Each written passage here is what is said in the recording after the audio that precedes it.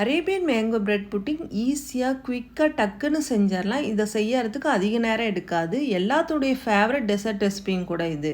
So இந்த weekend try பண்ணி பார்த்துட்டு இது எப்படி இருக்குன்னு எனக்கு கமெண்ட் பண்ணி சொல்லுங்கள்.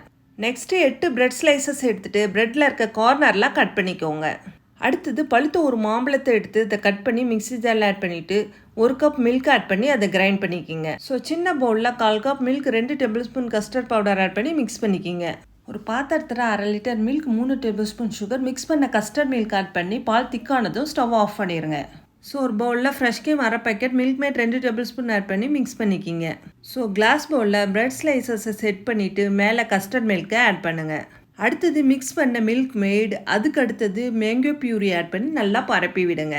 ஸோ திரும்பவும் இதே ப்ராசஸை ரிப்பீட் செஞ்சுட்டு ட்ரை ஃப்ரூட்ஸை மேலே கட் பண்ணி ஆட் பண்ணிவிட்டு ஃப்ரிட்ஜில் 1 மணி நேரம் வச்சு எடுத்துட்டா Arabian mango bread pudding ready. இது போல் ரெசிபிக்கு நம்ம சேனலில் ஃபாலோ பண்ணுங்கள்.